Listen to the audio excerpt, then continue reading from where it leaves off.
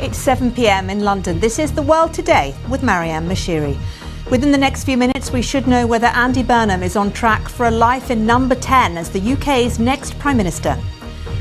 Meanwhile, the US and Iran trade strikes for the second night in the Middle East. The US said it's hit 90 targets in Iran, while Tehran says it's targeted American bases in Qatar, Kuwait and Bahrain.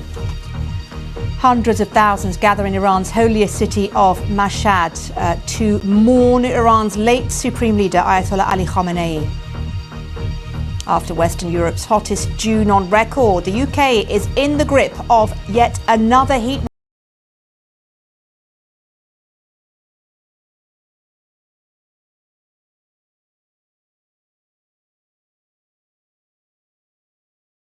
of the heart has died at the age of 75. Also coming up on The World Today, the UK version of the sitcom The Office celebrates its 25th anniversary. We'll be speaking to two actors from the show.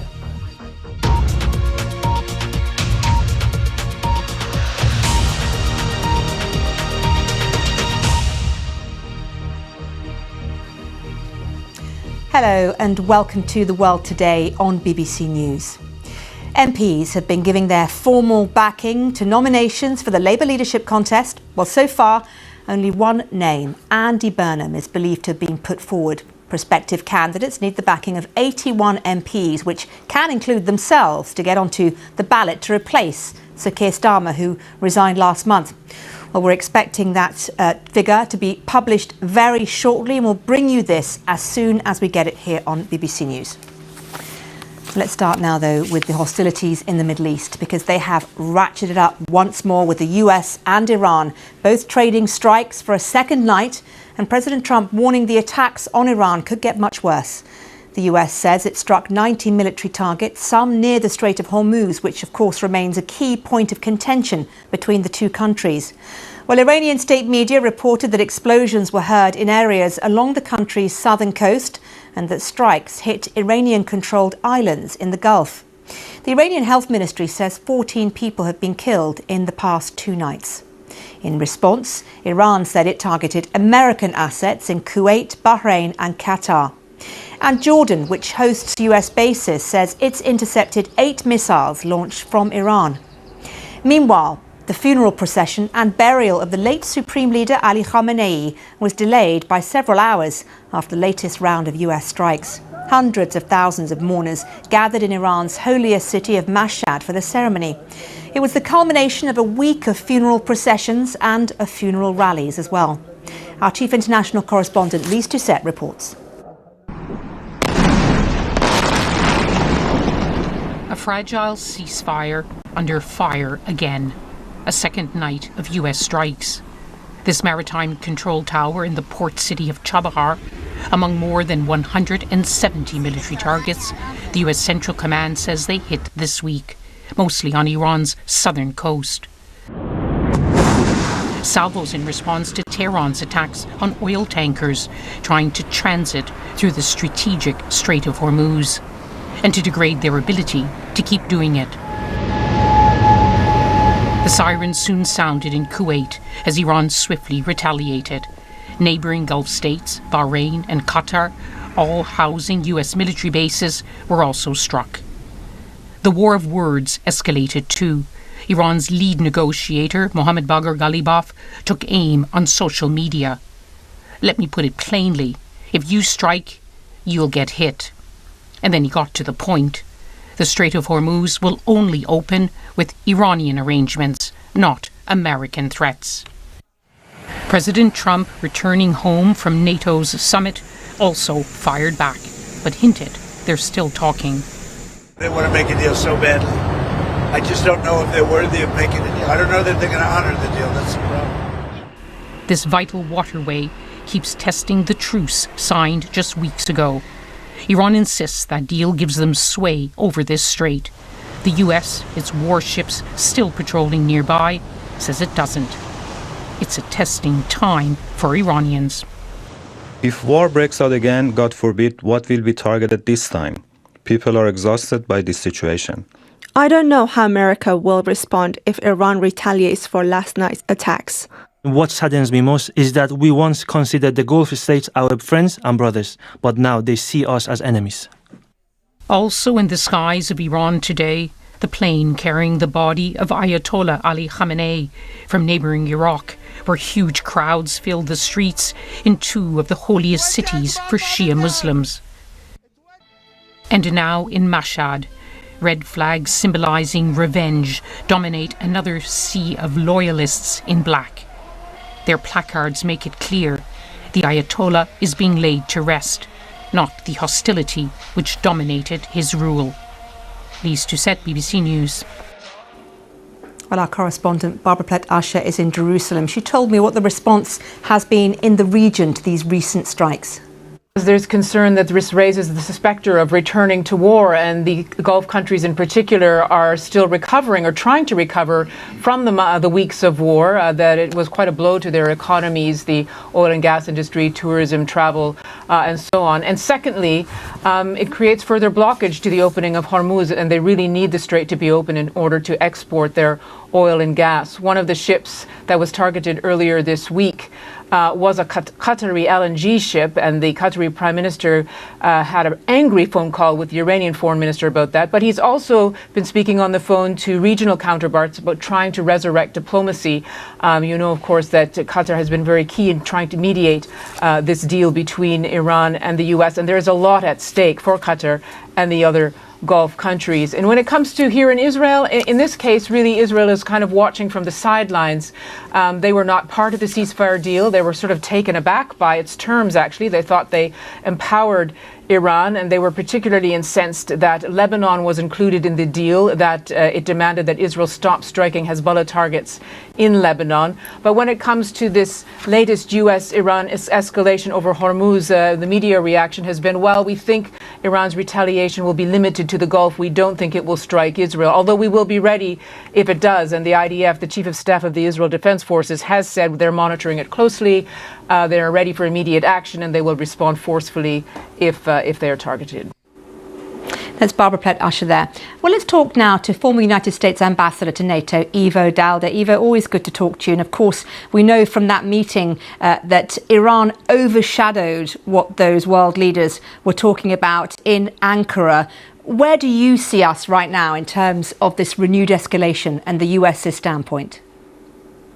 Well, I think this was totally predictable. The agreement that was negotiated a few weeks ago hid all the differences that were apparent, particularly on the issue of the Strait of Hormuz. And the language of that agreement basically meant that the United States would insist that the strait was open at least for 60 days without interference, but the Iranians would point to language like that the strait will be opened under, quote, Iranian arrangements, meaning that they would maintain control of the strait.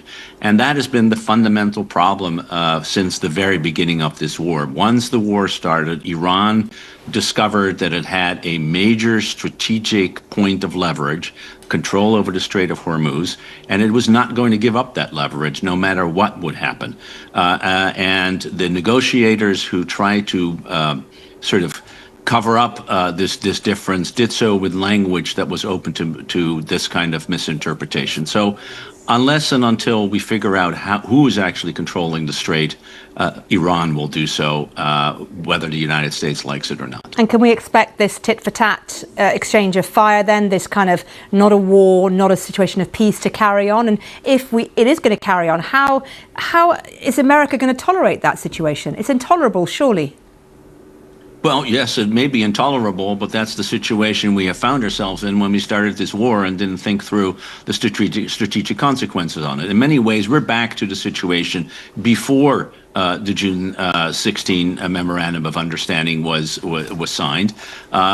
For more than 2 months, we had a de facto ceasefire with a lot of firing. I think we will continue to have a de facto ceasefire with a lot of firing. But as a result, the traffic through the Strait of Hormuz will be less than it otherwise would be, significantly less.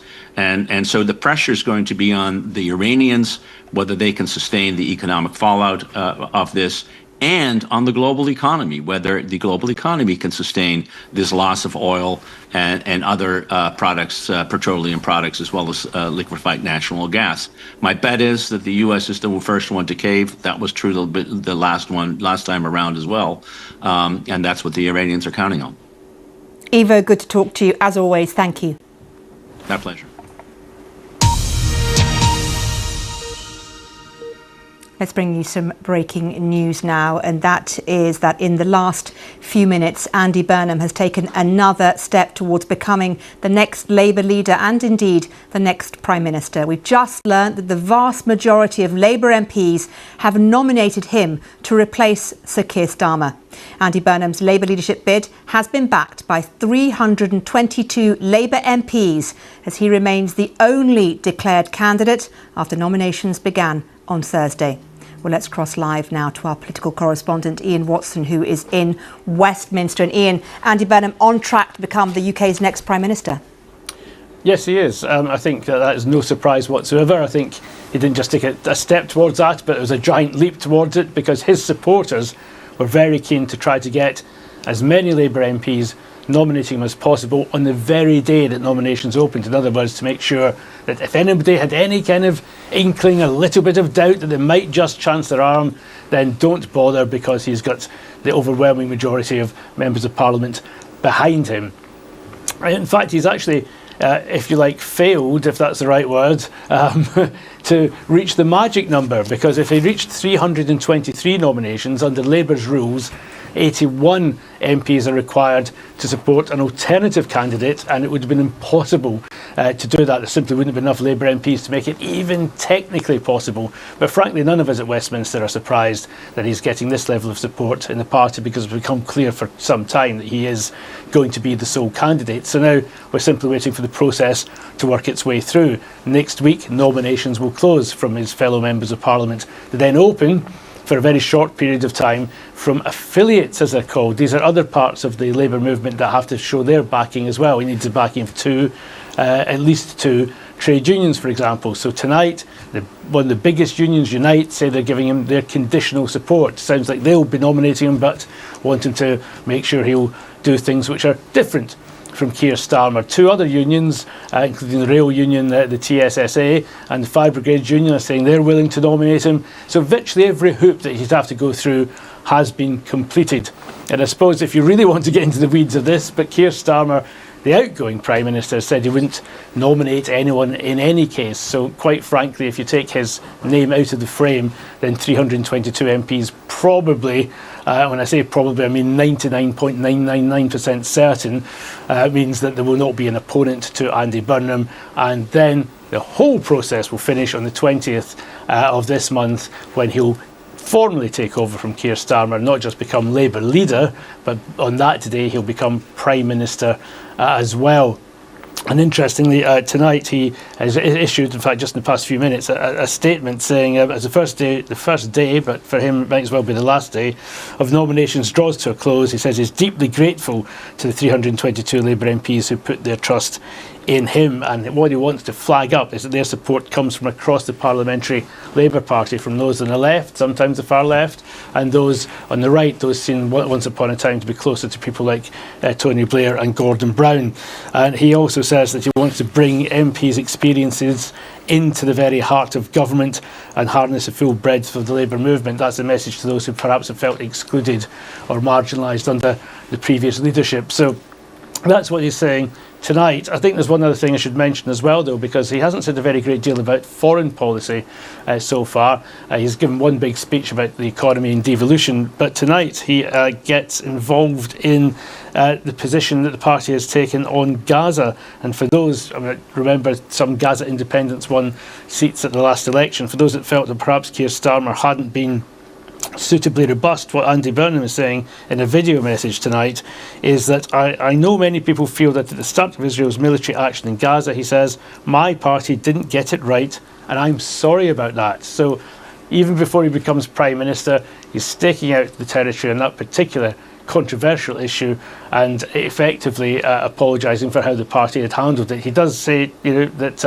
of course the what he called the monstrous attack by Hamas on October the 7th, 2 years ago, was unacceptable, and as is any anti-Semitism we're seeing in this country, but also saying that the country can do, and his government can do better when it comes to responding on the issue of Gaza, Palestine and a Palestinian state, and talks about potentially placing further sanctions on Israel. So after just one day of nominations for the next Labour leader being opened, Andy Burnham not just thanking MPs for their support, but also beginning to sketch out where he stands on a major issue. Well, yeah, he sketched it out on that major issue, but there are so many other issues that will be facing him. What more do we know about what Labour MPs who have backed him want him to do differently to the current Prime Minister?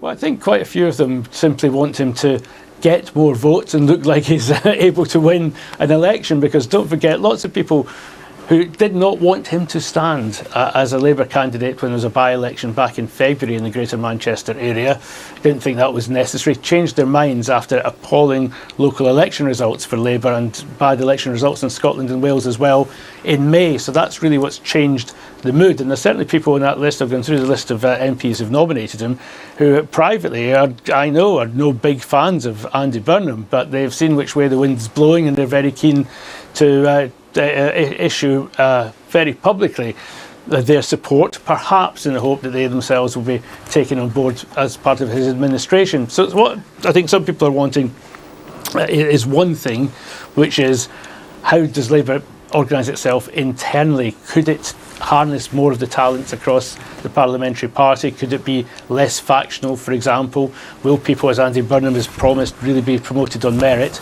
Then there's a wider message to the country where they think that because of the way in which he won that by-election in Makerfield, defeating Reform and Restore as well, parties on the right, their combined votes, but also squeezing the Greens on the left, that's the kind of message and the kind of approach they think might work at a general election as well. So that's boosted his popularity. In terms of what they actually want him to do in a whole range of issues, that's where he's got some problems. We found out in the last 24 hours he hadn't spoken to the minister responsible for welfare reform, for example. So that's going to be a big thing in his in-tray. Some people are pushing him to water down the government's reforms on immigration. He can't please all of the people all the time, and people want to hear a bit more about what he's going to do on the economy, on borrowing, on investment, and what his first budget would potentially look like, as well as who the Chancellor might be who delivers it. Ian, thank you. Well, let's take a short break now here on The World Today. Around the world and across the UK, you're watching The World Today on BBC News.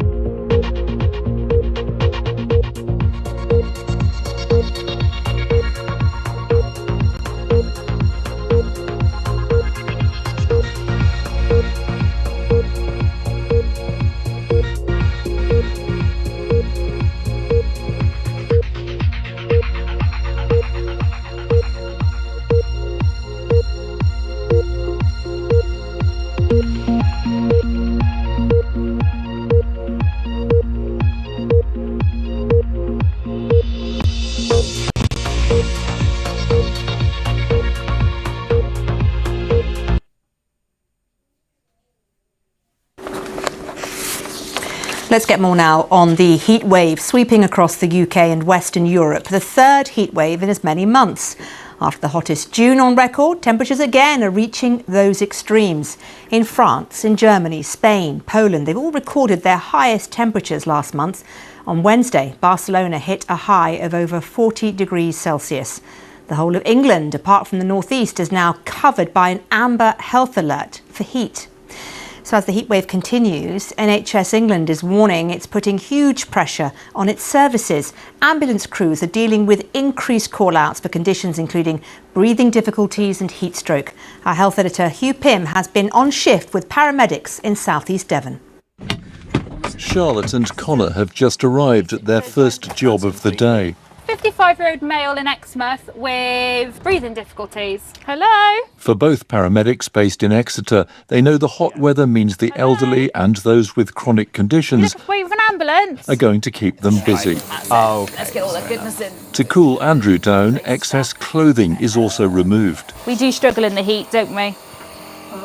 And you got the fan. Should we turn it on?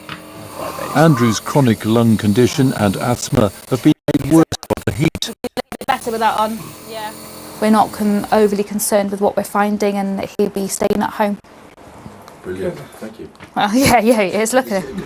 As the temperature rises, more heat-related call-outs are coming in.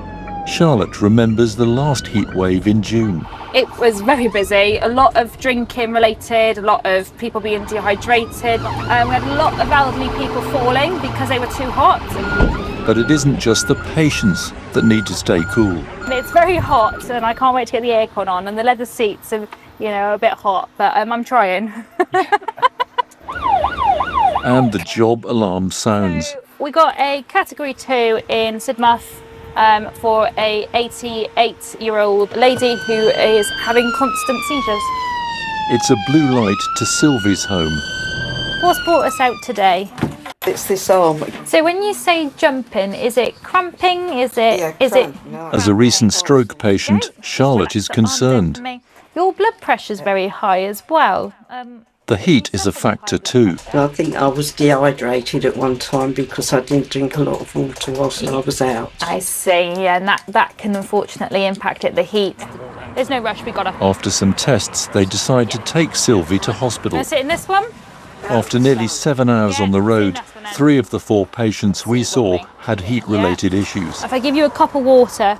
With high temperatures likely for several more days, the real test will be helping the most vulnerable stay ahead of the heat, so emergency crews are not stretched to their limits. Hugh Pym, BBC News, Exeter.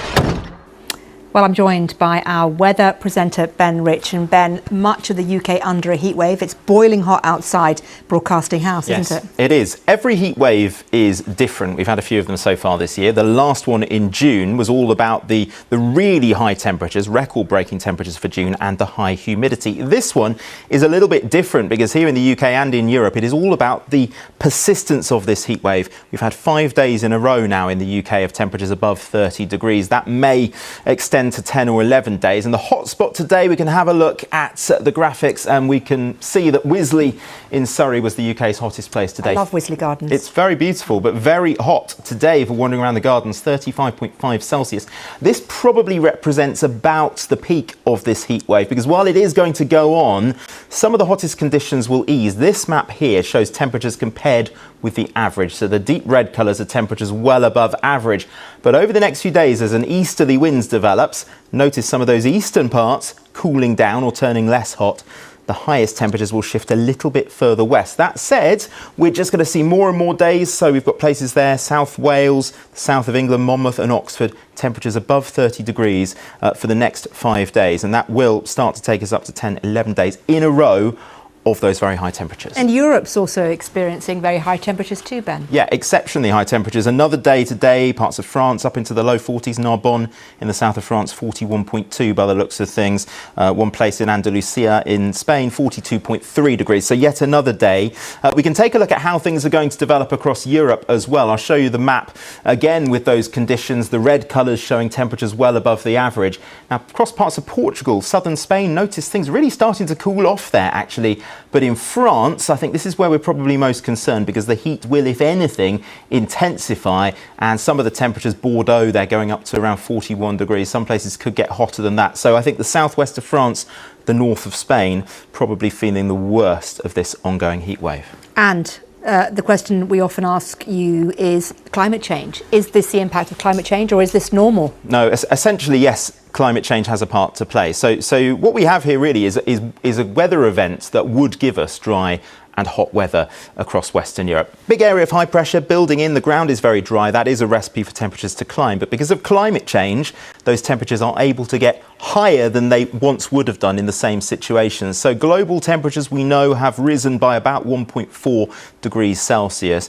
Europe has risen by more than that. Europe is the fastest warming continent on Earth. Now, those average temperatures, 1.4 degrees, doesn't sound like an awful lot. But remember, you have the extremes of hot and cold weather around that. You push the average up a little bit, it means you're seeing more extremes of hot weather. So scientists know that our heat waves are getting more frequent, more severe because of human-induced climate change. Western Europe, we've learned today, had its hottest June on record. We've seen so many records broken in different countries, different cities. It's just a sign of how this process is accelerating. And here in the UK, it's going to continue to accelerate. So the Met Office says that by 2070, which sounds a long way off, but it's not really that far off, the chances of exceeding 30 degrees for 2 days in a row will be 16 times what they were back in 1990. So you're 16 times more likely by 2070 to have 2 days of 30 degrees in a row than you were in 1990. I'll be 93 in 2070 if I live that long. I don't think we should calculate those sorts of numbers, I was Maryam. calculating it in my head as you were talking. Is that rude? That's a bit rude. We're all on a journey. The climate is on a journey. That's where we're going. And we are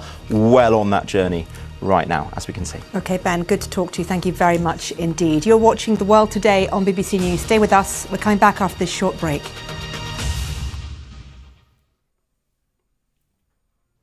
Hello there. Today we've seen temperatures into the mid-30s in the southeast of England, and today and tomorrow this is really the peak of the heat before we see a few changes over the weekend.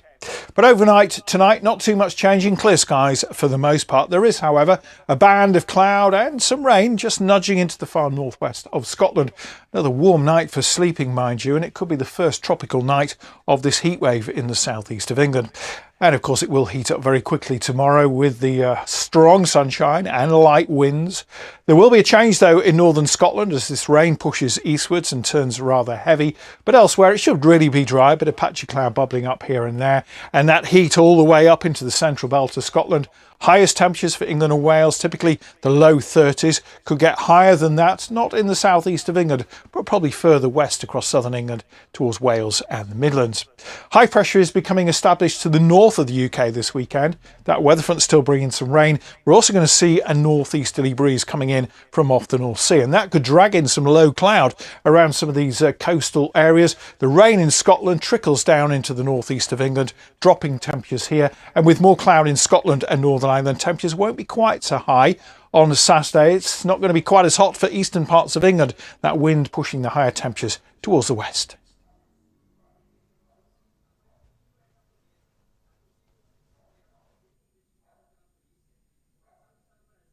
The World Cup has been full of record-breaking moments, incredible competition, and a fair share of controversy too. As the tournament enters its final stretch, New York, New Jersey is getting ready to welcome those teams left standing and to crown the champions. Stay with us on the BBC for the latest reaction and analysis. How is artificial intelligence changing the face of retail around the world? The customers want and trust it. And just how soon, if ever, will companies get a return on the billions of dollars they're investing? That's this week on Talking Business here on BBC News. I'm on an epic trip across America, marking 250 years since the Declaration of Independence. Taking in Chicago's soul food, meeting the cowboys of Utah, seeing the ever-changing city of Las Vegas, and over for a unique perspective of San Francisco's Golden Gate Bridge. That's the travel show in America on BBC News. The wash of blue, that colour of nature, the seas, the sky, it's so immersive.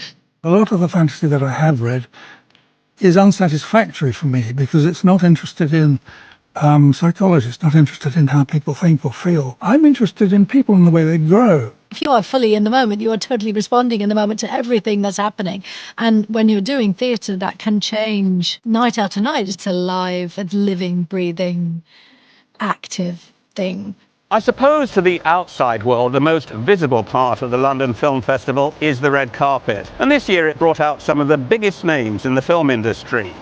I think there's too little architecture in this world. We desperately need places that bring peace, that bring positivity. Inspiring arts and culture. Watch on iPlayer.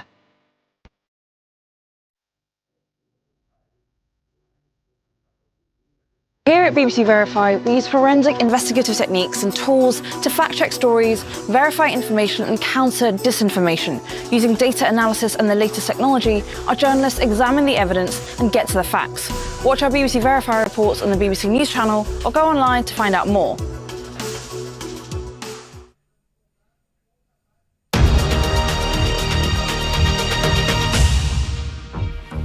This is The World Today on BBC News. The headlines this hour. Andy Burnham's bid to become the next Labour leader is backed by 322 fellow Labour MPs, taking him closer to taking over from Keir Starmer as the next Prime Minister. The US and Iran trade strikes for a second night in the Middle East. The US said it hit 90 targets in Iran, while Tehran says it targeted American bases in Qatar, Kuwait and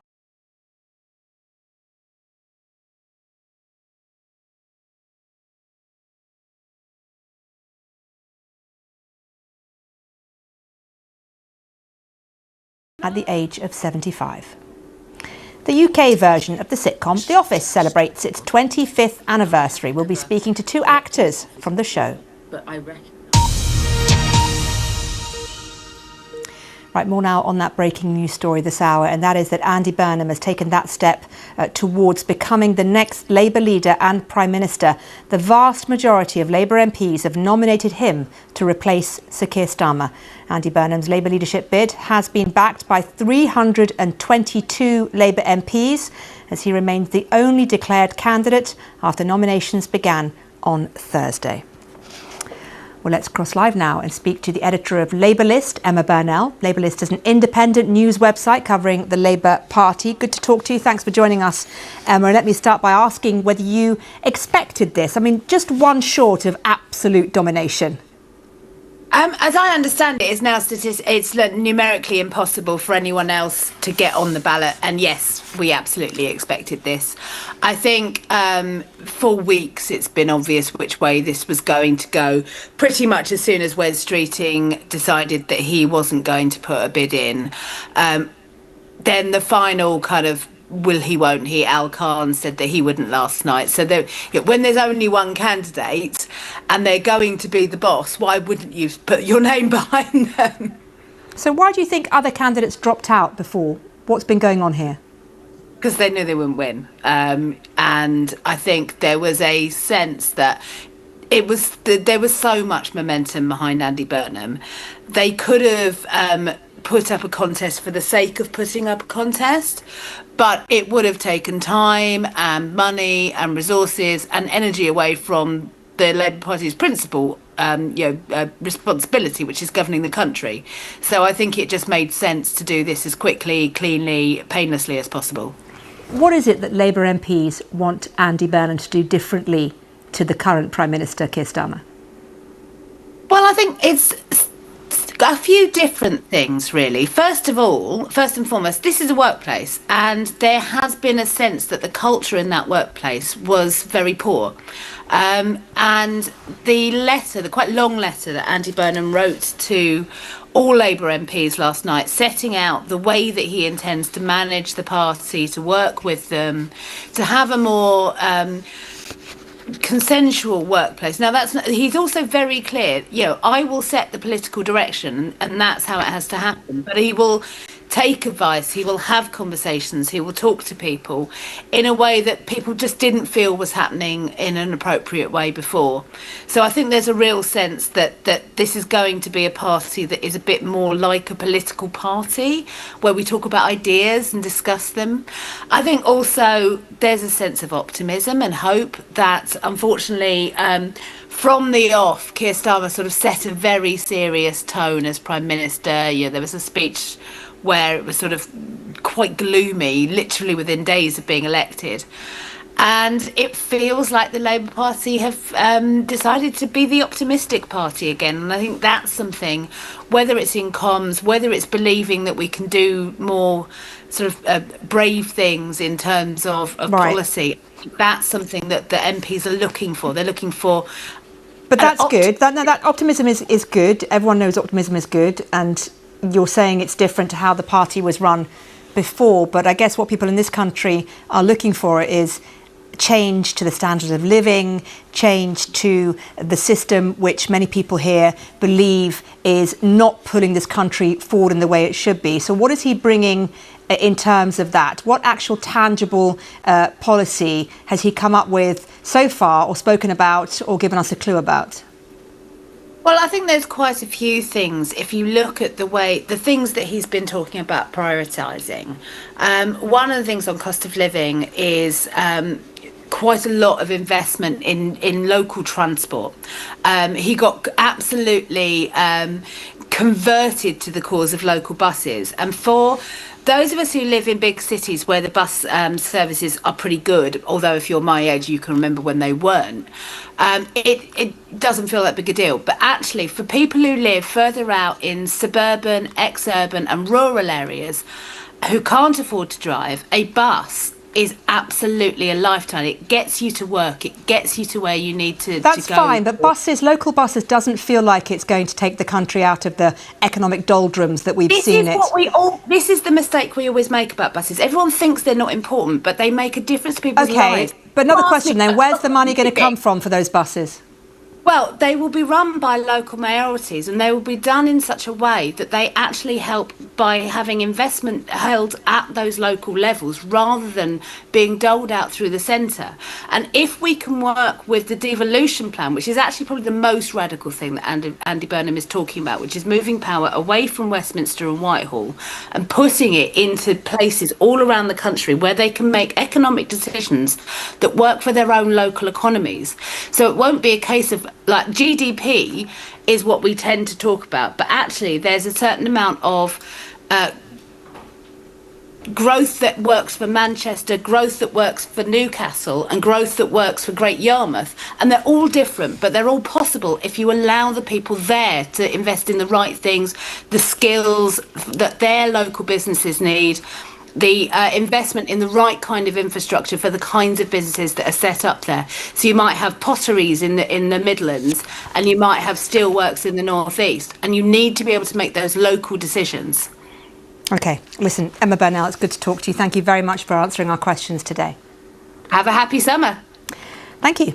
Now, let's tell you about another story that's dominated the headlines today, and that is that Bonnie Tyler, who achieved international fame with songs including Total Eclipse of the Heart, has passed away at the age of 75. Well, of course, as I mentioned earlier, she was an icon, a Welsh icon, but also an international icon. She was described as a one-of-a-kind artist. She was known for a series of hits. It all started in the 1970s and the 80s, and those hits really propelled her into that iconic status. She was born Gaynor Hopkins in South Wales. She chose Bonnie Tyler as her eventual stage name by reading it in a newspaper, picking first names and surnames that she liked.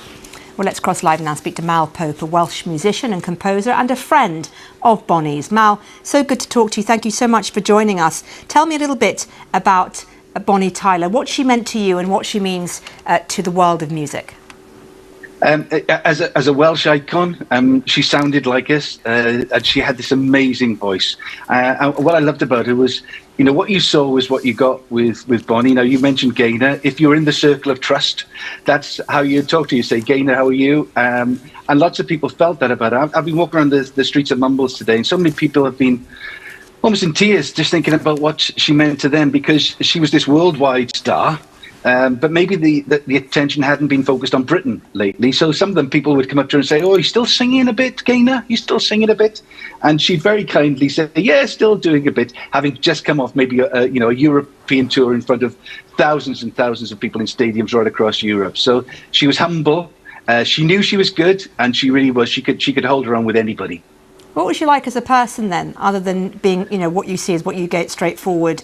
What was she like when she wasn't on stage? Very, very Welsh. No, that sounds daft, but she came from a big family, very welcoming, very hospitable. You know, her Christmas parties on Christmas Day are legendary in this part of the world. If you got an invite to Bonnie's Christmas party, you really know you had made it. On a personal level, for me, she would do anything. She'd do TV shows, radio shows, records. I never paid her a penny for any of the projects that we were involved with, because she just wouldn't take it. And then as a reverse, I remember she called me and asked me for some help. She was singing at the Rugby League Cup final at Wembley, and she had to sing Abide With Me. And she had 2 keys for the brass band to play it in. She said, which one shall I do it in, Mal? So she called me. I played the chord for the first one. She couldn't sing quietly. She had to put the phone down, go to the end of the kitchen and sing it out loud. She chose the key. She was brilliant. Saw her in Mumbles. I said, I really enjoyed that. And 5 minutes later, there was a big bottle of champagne on my table. So she was generous. She sometimes wouldn't take it, but she would always give generously. What do you think she'll be remembered for, best of all, globally? Globally, I really hope that people now go back through her catalogue, because, you know, to sing those big Jim Steinman songs in particular, you had to have a big voice and a big personality to go in there. You know, that band that Jim Steinman put together for those records was a world-class band with musicians that in their own right who were terrific. So to be able to go in there and hold her own, she had that. And I hope people go back, look through the catalogue and really look at how she performed and that voice, that fantastic voice, which was able to hold those songs, you know, and really sell them, because it was a rock voice, but it was full of soul as well, full of soul. Mal, it's been so good to talk to you. I'm going to miss her. I'm heartbroken. Yeah, I know. There'll be many people who feel exactly how you do, Mal, I'm sure. Mal Pope, thank you so much for talking to us and giving us your memories of Bonnie Tyler. Thank you. Well, let's take a short break now here on The World Today. Around the world and across the UK, you're watching BBC News.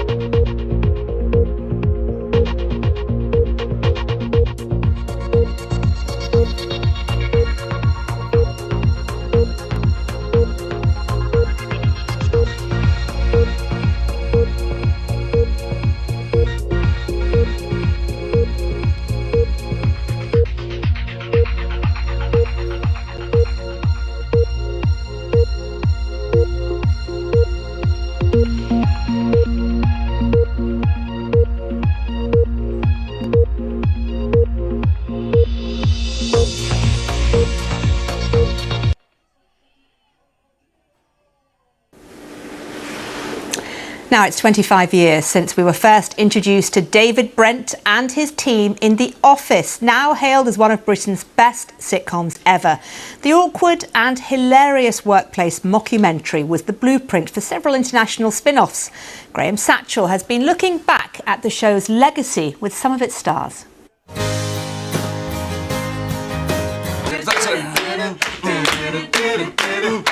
The Office introduced us to middle manager David Brent, played by the co-creator of the show, Ricky Gervais.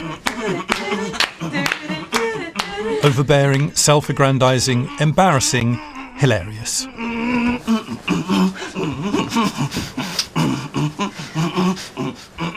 Right from the very beginning, the show was toe-curlingly awkward. Lovely Dawn Tinsley, receptionist. What?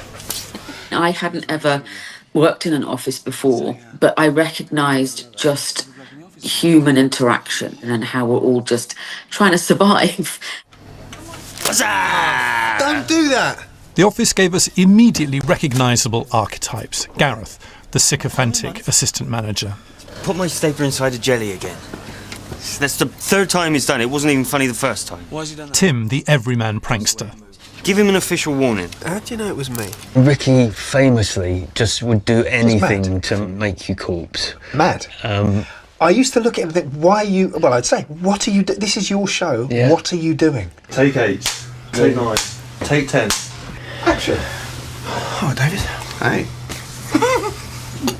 Take 11. Trust, encouragement, reward. It should be enough for me having my own sitcom on telly, but if I can make the day longer and put Martin off more, then I will. Sue me. Sorry. Ooh, can I have this when you've finished? Yeah, you can have it. When will you be finished? At the heart of the show was a will they won't they love story between Tim and Dawn on reception. The 2 series and ended with a Christmas special. Oh my god, really cool. Love is free and the freeway's long. I've got some. The Office held a mirror up to nature and did change television. Brilliant. Well, joining me now are 2 actors from the show. Joel Beckett, who played Dawn's fiancé, Lee, and David Schall, who played the warehouse manager, Glyn, or Taffy, as he was known to David Brent. Thank you both of you for joining us. It's a pleasure to talk about this amazing series 25 years later.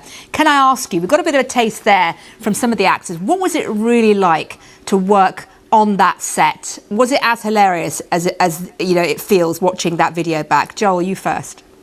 Yeah, I mean, it was a fantastic show to work on. I think the one thing that people don't realise straight away is that it was filmed in an actual office. There was people, there was a business down the corridor, and you know, with Ricky's laugh, we were being told to be quiet all the time, and it was great to do because it was a real collaboration. No one was famous then, and you know, you could try things out, and because of the way that the show was lit with the studio and the fact that there was basically a camera on somebody's shoulder and one lighting setup, you could try loads of things. So it was brilliant in that respect, and you know, just the chemistry on set was amazing just to see it. So to be part of that was fantastic. David, was that your experience as well? I mean, did you have fun filming it? It feels like it was a lot of fun to feel when you watch it.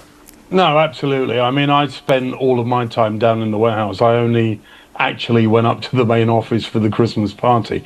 But before that, everything I did was down in the warehouse. And the famous scene, which I can't really discuss in detail before the watershed, it had a lot of really funny moments in it. And I remember laughing my head off. And in fact, I'm laughing all the way through that particular scene. Just because I thought it was so funny, and Ricky was like an overgrown school child, you know, he kind of still is. In fact, my experience of Ricky is what you see is what you get. How he is on TV is kind of how he is in real life as well. Tell me a little bit about the show's legacy, Joel. I mean, it's done so many things, hasn't it, for the world of sitcoms, for the way in which comedy is thought about and experienced, not only here but globally as well. Yeah, I mean, it did it. You know, it changed comedy. Yeah, it's 25 years on, and it still stands the test of time. So it's a real testament to the writing, to the cast, to the crew. You know, all the show as one. It was just a brilliant thing. Yeah. And David, you know, it's been so many years, and you obviously have been in the in-betweeners since then. But do people still talk to you about The Office when they stop you on the street? What do they say to you? Oh yeah, absolutely. I mean, they asked me to say the Christmas episode lines. Again, unfortunately, I can't repeat them. There's lots of lines we're always asked to say to people all the time. Yeah, my one. I liked. Well, this was the thing. This is what I always get. Oh, you know, Lee, he's the villain of the piece, and in fact, he wasn't. Lee didn't do anything wrong. He was just. You just didn't want Dawn to be with Lee. You wanted Dawn to be with Tim, and of course, eventually, she goes. So yeah. I mean, they got what the audience got what they wanted, but Lee wasn't that bad. He didn't do anything bad. Yeah, he wasn't that bad. He was all right. You were all right. You're a lovely character. You really were. Joel Beckett and David Schall, it's been such a pleasure to talk to you. Thank you so much to both of you for coming and sharing your memories of The Office, which is celebrating 25 years. Thank you.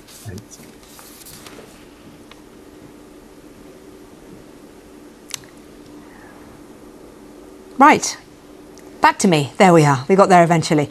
Now, the full list of names given to babies in England and Wales last year has been published, showing us the most popular names in 2025. So let's take a look at the leaderboard. I want to just do like drum roll. Olivia, Lily, and Amelia. Well over 2,000 baby girls were given each of these names last year. At the other end of the scale, for girls, there were just 5 Paulines, 4 Gemmas, and 3 Tracys. Let's take a look at boys now.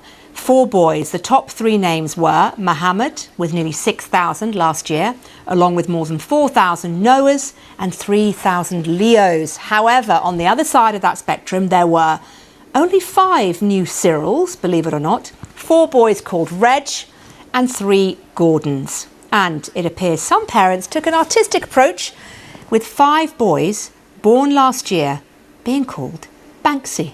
Amazing. Well, let's speak to S.J. Strum, who is a baby name expert and author of the book Baby Name Envy. Do any names on that list or positions on that list surprise you? Been at the top for 10 years, and I thought that we would maybe edge her up and out, but no surprises. Actually quite hard to change the very, very top of the charts, because people still do want something that they feel safe in choosing. But what we're seeing is, as you said, this huge baby name boom, where many parents are looking for a unique name, mainly because they don't want their child to share a name with other people in their class. So we're looking further back in time, and we're going a bit broader and experimental, like Banksy. What a great pick. Yeah, I mean, tell me a little bit about your job. What exactly does it entail, and what have you learnt about the choices parents make? Yeah, so I started it when I myself was having my 3rd baby. It got a little bit harder, and me and my husband just were on very different pages. Like I always joke, I was sifting through the vintage rails for a one-off classic, and he was at the tailor's looking for something very, very traditional. And so we actually ended up really butting heads about it and getting quite upset about it. So it started from there and talking to other people, and then I began to work with couples, getting both of their lists, trying to find the similarities, and also sharing the meanings and why that meaning may reflect their lifestyle and their passions, and really sorting, rather than just an A to Z book, sorting through their loves. So it might be that they want a name inspired by art, like we saw. It might be that they love the outdoors and want a nature name, and then I'll delve into those and give them a list that maybe they wouldn't have come up with by themselves. It's so interesting, isn't it? Because I remember when I was picking my baby name for my daughter 14 years ago now, nearly, we settled on Iris, which at the time was a little bit vintage. But then vintage has made a big comeback, hasn't it, since then? And there are loads of irises everywhere. Yeah, it's a beautiful name. It's the goddess of the rainbow, so it really took off during lockdown when we had that lovely NHS rainbow symbol. And names do get their zeitgeist moment. They really do follow trends. So we're seeing at the moment a lot of this quiet luxury trend for boys, names like Ruben and Miles, which really feel to me like in that sort of Succession TV shows. And then for girls, we're seeing a lot of celestial names like Nova, which means new star, or Lyra, which is a constellation. They're some of the fastest risers this year. And that's as we're getting more into astrology and a bit of spirituality. So you can see trends rising, and then we also see this fast fashion now with names, where names jump into the charts, like Jackson, Jaxon, was hugely popular. Luna was hugely popular, but they go out and in much quicker than we've seen in the past in England and Wales, where we used to really love our traditional names. Now we're throwing that off and we're getting a lot braver, which is great time to help people choose the perfect name. I could talk to you about names for ages and ages. S.J. Strum, thank you so much for joining us. It's been so interesting to talk to you. Thanks once again. Now, one name everyone will recognise is, of course, King Charles and Queen Camilla. They've marked the 200th anniversary of the Zoological Society of London with a visit to the zoo. They've been giving the keepers a helping hand, including giving what we're told was a very well-behaved penguin a checkup with a stethoscope. The royals also met a Galapagos tortoise named Polly. The visit was King Charles's first tour of London Zoo as patron of the Zoological Society. During the tour, the couple heard about the creation of a new wildlife centre, which will act as a research and training site for wildlife vets. The King has also been commenting on the ongoing heat wave in parts of England. Have a listen. It gets worse when you get older. Doesn't make a lot of difference. No, it really doesn't. So let's head in here out of the sunshine. For those of you who didn't hear that, he said it gets worse as you get older. Isn't he right? King Charles and Queen Camilla there on a visit to the zoo on a very, very hot day here in London. Temperatures hitting over 35 degrees in parts of the city. You've been watching The World Today. Thanks for your company. Bye-bye from me. Hello there. Today we've seen